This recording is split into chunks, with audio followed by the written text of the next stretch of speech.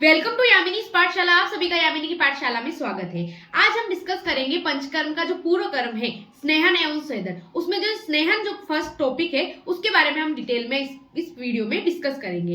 इसमें अपन इसकी परिभाषा, इसकी परिचय, इसका कार्य क्या होता है, इसके अलावा इनके भेद क्या होते हैं और स्नेह की परिविचारणाएं क्या होती है, स्नेह के योग्य एवं अयोग्य व्यक्ति कौन कौन होते हैं, इनके बारे में आज हम इस वीडियो में डिस्कस करेंगे। तो शुरू करते हैं आज की क्लास स्नेहन का परिचय। सबसे पहले स्नेहन की परिभाषा की बात करें तो स्नेहन स्नेद विष्यन्ति मार्दव क्लेद कारकम, अर्थात जो क्या करता है आपके शरीर में क्या करता है, स्निग्धता को उत्पन्न करता है, जो आपके शरीर में क्लेदन का कार्य करता है, जो आपके शरीर में क्लेद को उत्पन्न करता है एवं दोषों का क्या करता है, विलयन करता है, उसे हम क्या कहते हैं, स्नेहन कहते हैं। ठीक है। इसके अलावा जो स्नेह होता है या स्नेहन जो होता है वो आपका क्या करता है, वात का शमन करता है। ठीक है। और वात की इससे प्रशस्त चिकित्सा मानी जाती है। अगर आपके शरीर में वात की वृद्धि हो रही है, आपका शरीर रुक्ष हो रहा है, तो रुक्षता को नष्ट करने के लिए स्नेहन का प्रयोग किया जाता है। जैसे कि अभी जैसे शीत ऋतु में अपन देखें तो शीत ऋतु में हमारी जो स्किन है वो थोड़ी ड्राई हो जाती है। किसके कारण, वात के कारण। तो ड्राइनेस को हटाने के लिए अपन बॉडी लोशन का प्रयोग करते हैं, किसी न किसी तेल का प्रयोग करते हैं, सरसों के तेल का प्रयोग करते हैं या नारियल के तेल का प्रयोग करते हैं। तो इस प्रकार से जो स्निग्ध गुण बताया गया है वो वात का शमन करता है। इसी कारण यहाँ पे वात की प्रशस्त चिकित्सा माना जाता है स्नेहन को। दूसरा आता है स्निग्धता उत्पन्न करना। वो क्या करता है, अपने शरीर में स्निग्धता उत्पन्न करना, हमारे शरीर को लचीला बनाए रखता है। ठीक है। फिर आता है अब स्नेहन के भेदों के बारे में। स्नेहन कितने प्रकार के होते हैं, तो स्नेहन को अलग अलग आधार पर अलग अलग भेद के अनुसार 7 प्रकारों में या 7 भेदों में बांटा गया है। उत्पत्ति भेद से, संयोग भेद से, मात्रा भेद से, पाक भेद से, कर्म भेद से, उपयोग भेद से, इनके आधार पर अलग अलग भेदों में स्नेहन को बांटा गया है। अब हम इनकी डिटेल जो है बैक टू बैक एक एक पॉइंट को लेकर पढ़ते हैं। तो उत्पत्ति भेद से अगर हम जाने तो उत्पत्ति भेद जो स्नेहन होते हैं वो कितने प्रकार के होते हैं, 2 प्रकार के होते हैं। एक तो होते हैं जांगम, एक होते हैं स्थावर। स्थावर का अर्थ होता है जो स्थित होते हैं या जो स्थिर रहते हैं, वो एक ही जगह पर रहते हैं, वो स्थावर कहलाते हैं। अर्थात इसमें जो आएंगे अपने उदाहरण के तौर पे देखें तो जो जितनी भी वनस्पतियों से जो हमें स्निग्धता या वनस्पतियों से जो हमें स्नेह प्राप्त होंगे वो सभी जो कहलाएंगे, क्या कहलाएंगे, वो स्थावर स्नेह कहलाएंगे। जांगम का अर्थ होता है जो जंतुएं होती है या चल जो जानवर होते हैं उनसे जो प्राप्त हमें स्नेह प्राप्त होता है उन्हें हम कहते हैं जांगन द्रव्य। ठीक है। फिर आता है मात्रा भेद से। स्नेह की मात्रा के भेद से अपन उसका किस प्रकार से प्रयोग करते हैं और मात्रा भेद से वो कितने प्रकार की होती है। तो मात्रा भेद से जो स्नेहन होता है वो 4 प्रकार का होता है। हसी हसी, हस्व, मध्यम और उत्तम। हसी हसी का अर्थ होता है कि इसमें केवल ये जो मात्रा होती है वो बहुत ही अल्प मात्रा होती है। ठीक है, बहुत ही अल्प मात्रा होती है और इसको केवल एक अपन प्रयोग के आधार पर इसका प्रयोग किया जाता है। इसका केवल एक जस्ट अपन को किसी का टेस्ट करना है उसके आधार पर हंसी हसी मात्रा अत्यंत कम मात्रा होती है। ठीक है, तो वो होता है हंसी हसी। दूसरा होता है हस्व मात्रा। हस्व का अर्थ होता है कि जो लगभग 6 घंटे में पचने वाली मात्रा होती है, जो 6 घंटे में पच जाती है उसे हस्व मात्रा कहते हैं। इसके अलावा हस्व स्नेह कहते हैं। इसके अलावा मृदु कोष्ठ वाला जो व्यक्ति होता है उसके लिए ये मात्रा स्नेह की हस्व मात्रा दी जाती है। जिसका लघु कोष्ठ है, वो जल्दी से पाचन नहीं कर पाता है, उसका कोष्ठ जो है वो लघु है, तो ऐसे व्यक्ति के लिए हस्व स्नेह का प्रयोग किया जाता है। दूसरी चीज आती है मध्यम। मध्यम यानी कि 12 घंटे, अर्थात ऐसी मात्रा, स्नेह की ऐसी मात्रा जो 12 घंटे में पच जाए उसे हम क्या कहते हैं, मध्यम स्नेह कहते हैं। अर्थात इसका प्रयोग मध्यमा अग्नि वाले व्यक्ति के लिए किया जाता है। फिर आती है स्नेह की उत्तम मात्रा की अगर बात करें तो जो उत्तम मात्रा है वो लगभग 24 घंटे में पचती है और ऐसे व्यक्ति को जो उत्तम उसकी अगर अग्नि है, उसकी अग्नि अति बल है उसमें, तो ऐसे व्यक्ति को उत्तम स्नेह की उत्तम मात्रा का प्रयोग कराया जाता है। तो इस प्रकार से स्नेह मात्रा के आधार पर स्नेह 4 प्रकार के होते हैं, हसी हसी, हस्व, मध्यम और उत्तम। फिर अगला आता है संयोग के आधार पर, अर्थात वो किसके साथ अपना संयोग बैठाते हैं, किसके साथ उनका कॉम्बिनेशन होता है, उसके आधार पर जो स्नेह होते हैं वो 3 प्रकार के होते हैं, यमक, त्रिवत और महान। यमक का अर्थ होता है कि 2 स्नेहों का संयोग होना। ठीक है, जिसमें या तो तेल या घृत, तेल या वसा, इस तरीके से 2 स्नेहों का जब संयोग होता है तो उसे हम क्या कहेंगे, यमक। ठीक है। दूसरा आता है त्रिवत। त्रिवत का मतलब 3 स्नेहों का संयोग होना, उसे हम क्या कहेंगे, त्रिवत कहेंगे। जैसे घृत हो गया, वसा हो गया और तेल हो गया, तीनों का संयोग। तो इस तरीके से 3 चीजों या 3 स्नेहों का जब संयोग होता है उसे हम क्या कहेंगे, त्रिवत कहेंगे। फिर तीसरा आता है महान। महान के अर्थ होता है कि जिसमें 4 स्नेहों का संयोग किया जाता है। 4 स्नेह का संयोग जैसे घृत, तेल, वसा और मज्जा, चार जो प्रमुख स्नेह बताए गए हैं वो यही है, घृत, तेल, वसा और मज्जा। ये चार स्नेह बताए गए हैं। अर्थात महान के अंतर्गत चारों का साथ में संयोग करके इसका प्रयोग किया जाता है, उसे हम क्या कहते हैं, महान स्नेह। तो इस प्रकार से इसकी संयोग भेद से जो स्नेह होते हैं वो 3 प्रकार के हुए। ठीक है, कौन कौन से, यमक, त्रिवत और महान। अगला आता है संज्ञा भेद से। उनकी संज्ञा के भेद से स्नेह जो होते हैं वो 3 प्रकार के होते हैं, अच्छ स्नेह, सद्य स्नेह और पंच प्राकृति प्रेम। अच्छे स्नेह का अर्थ होता है कि जब हम शुद्ध स्नेह को, जैसे अपन केवल घृत को डायरेक्ट अपन अगर उसका प्रयोग कर रहे हैं बिना किसी अन्य द्रव के साथ अपन डायरेक्ट घृत को ले रहे हैं, तो वो जो हो गया एक तरह से अच्छे स्नेह। शुद्ध स्नेह का अगर हम प्रयोग कर रहे हैं, केवल किसी द्रव्य के साथ हम उसे मिक्स नहीं करके, उनका संयोग करके नहीं ले रहे हैं, तो ऐसे द्रव्य, ऐसे स्नेह को हम क्या कहेंगे, अच्छे स्नेह कहेंगे। दूसरा होता है सद्य स्नेह, तुरंत स्नेह के बाद लिया गया स्नेह, अर्थात किसी द्रव्य के बाद अगर हम स्नेह, जैसे खाना खा के हमने स्नेह का प्रयोग किया, ठीक है, तो वो कहलाता है सद्य स्नेह। ठीक है, तीसरा आता है पंच प्राकृति पेय, यानी कि स्नेह को किसी न किसी द्रव्य में मिक्स करके जब हम उसका सेवन करते हैं तो वो कहलाता है पंच प्राकृति पेय। जैसे कि मान लो आपने दलिया बनाया है, तो दलिया के अंदर अगर मैं घी डाला है, तेल डाला है, मज्जा या वसा को मिलाकर अगर आप प्रयोग कर रहे हैं तो वो कहलाएगा पंच प्राकृति। दूसरी चीज जो हमने पढ़ी सद्य स्नेह, इसका मतलब है कि खिचड़ी, जो भी द्रव्य है, जो भी खाना है, जो भी भोजन है, उसको आपने खाया, उसके तुरंत बाद अगर आपने स्नेह का प्रयोग किया तो वो कहलाता है सद्य स्नेह।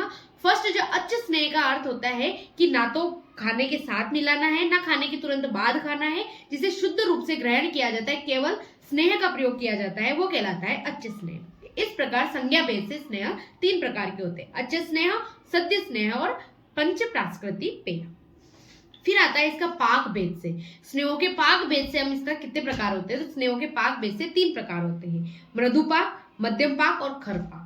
मृदु पाक का तो अर्थ होता है कि स्नेह केवल आपका जो भी कल्क है, आपका जो भी भोजन है, उसमें केवल मिलाया है एक तरीके से, जो कल्क रूप में हमें प्राप्त होता है, जिसमें स्नेह और जो द्रव्य होंगे वो केवल अपन को मिश्रित दिखाई देंगे, वो अलग अलग नहीं दिखाई देंगे।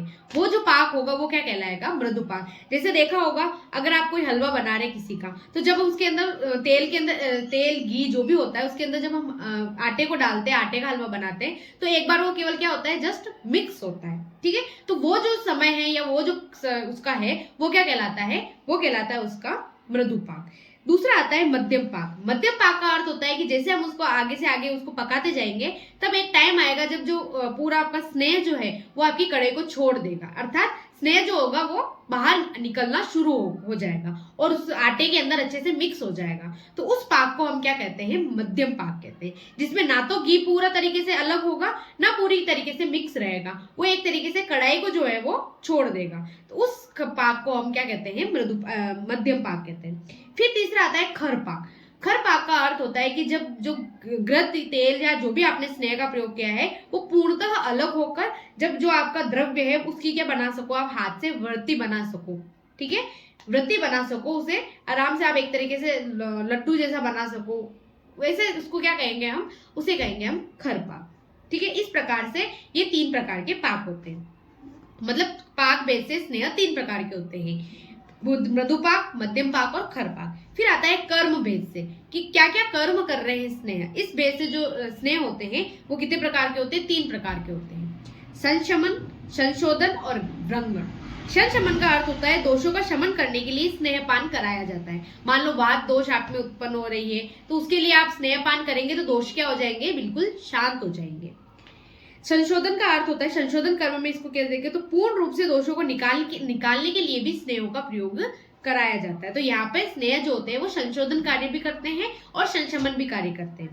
फिर तीसरा आता है व्रंगण कार्य, यानी कि शरीर का व्रंगण करना, शरीर की पुष्टि करना। अर्थात अगर हम अभ्यंग की बात करें, उदावर्तन की बात करें, लेप की बात करें, मर्दन की बात करें, तो ये सभी से क्या होता है, इसमें अपन का व्रंगण होता है। अगर आप किसी का अभ्यंग कर रहे हैं तो अभ्यंग का जो जिसका भी आप घृत का, तेल का जिसका भी प्रयोग कर रहे हैं वो आपको बॉडी में ऑब्जॉर्व होगा, वो बिल्कुल उसके अंदर चला जाएगा, जो रोमकूप है उसके होते हुए वो अंदर शरीर में चला जाएगा, तो आपका क्या हो रहा है, व्रंगण हो रहा है। ठीक है, उसी प्रकार से जो स्नेह है वो 3 प्रकार का कार्य करते हैं, संशमन, संशोधन और व्रंगण। अगला आता है उपयोग बेस से, कि स्नेह का उपयोग किस प्रकार से किया जाता है। उस बेस जो स्नेह होते हैं वो दो प्रकार के होते हैं, बाह्य स्नेह और आभ्यंतर स्नेह। अर्थात बाह्य स्नेह यानी कि जिसका केवल बाह्य शरीर पर प्रयोग किया जाता है वो कहलाते हैं बाह्य स्नेह, और जिनका आभ्यंतर प्रयोग किया जाता है वो कहलाते हैं आभ्यंतर स्नेह। इस प्रकार से अलग अलग आधार पर स्नेहों का वर्गीकरण किया है। अब हम पढ़ते हैं स्नेह की प्रविचारणाएं, कि स्नेह को किस किस रूप में किस किस तरीके से हम ग्रहण कर सकते हैं। तो वो कहलाती है स्नेह की प्रविचारणाएं, यानी कि स्नेह का प्रयोग हम किस किस द्रव्य के साथ किस किस तरीके से हम उसका प्रयोग कर सकते हैं जिससे हमें उसका लाभ प्राप्त हो, तो उन्हें हम क्या कहते हैं, स्नेह की प्रविचारणाएं। और आयुर्वेद में या पंचकर्म में स्नेह की 24 प्रविचारणाओं का वर्णन किया है। तो ठीक है, तो हम देखते हैं स्नेह की प्रविचारणाएं। देखो सबसे पहला आता है इसमें मांस रस। मांस रस क्या होता है, तो मांस को पकाने पर उसका निकला हुआ जो द्रव या रस जो होता है वो क्या कहलाता है, मांस रस कहलाता है। अर्थात मांस को आप पकाएंगे, उसके बाद उसका जो भी द्रव निकलेगा, उसका जो भी रस निकलेगा, उसको हम क्या कहेंगे, मांस रस कहेंगे। तो इसका भी ये भी क्या कहलाती है, स्नेह की प्रविचारणाएं। दूसरा आता है दूध। दूध के अंदर ऑलरेडी स्नेह व्याप्त होता है, तो दूध का प्रयोग भी करेंगे तो हमें स्नेह प्राप्त होगा। तो स्नेह का गर्म दूध के साथ प्रयोग किया जाता है। फिर आता है दही।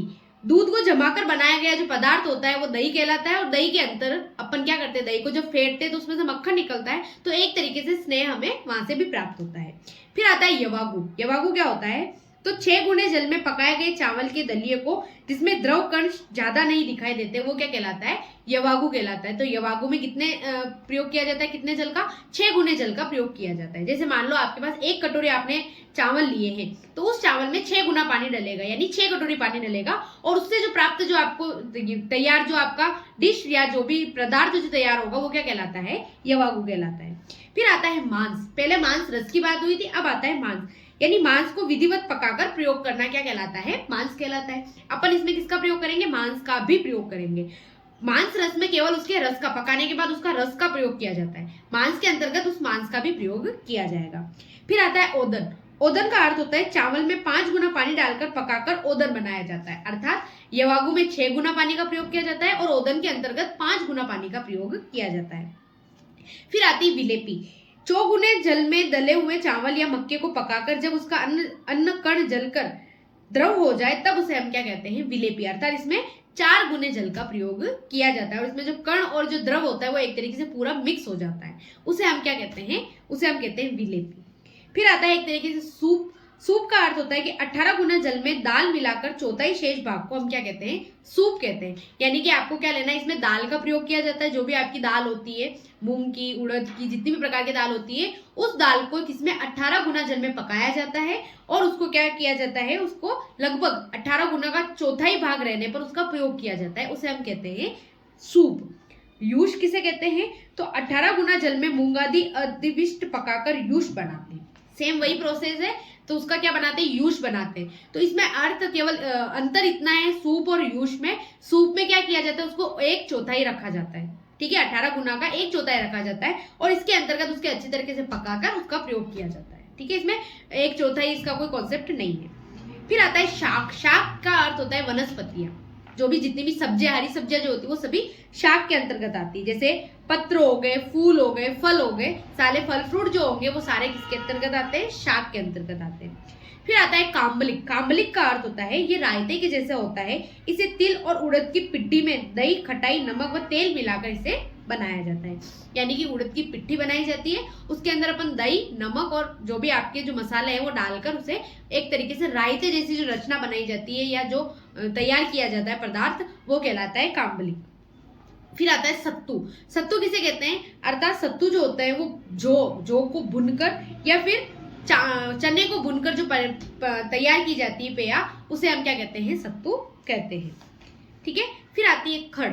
खड़ का अर्थ होता है केत, चांगेरी, जीरा, मरीच, चित्रक आदि को मट्ठे में डालकर पकाया जाता है। मट्ठे का अर्थ होता है छाछ, एक तरीके से उसके अंदर डालकर इन चीजों को पकाया जाता है। उसके बाद जो तैयार कल्पना होती है उसे हम क्या कहते हैं, खड़ कहते हैं।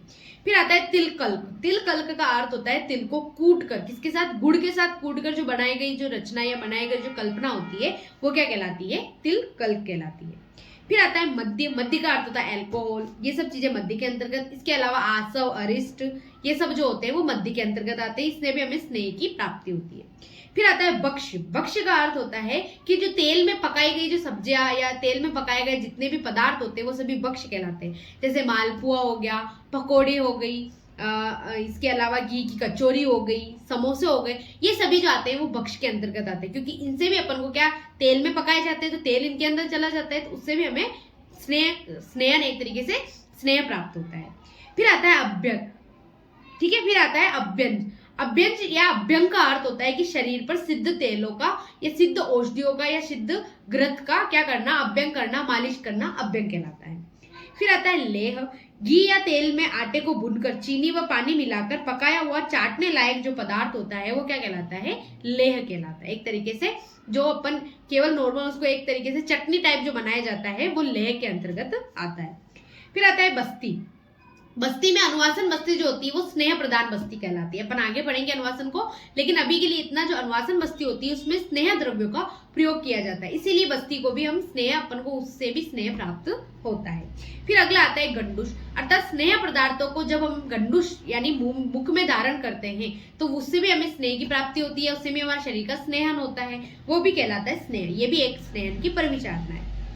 फिर आता है उत्तर बस्ती। उत्तर बस्ती यानी मूत्र मार्ग एवं योनि मार्ग में जो दी जाती है स्नेह प्रदान बस्ती, उसे उत्तर बस्ती कहलाती है।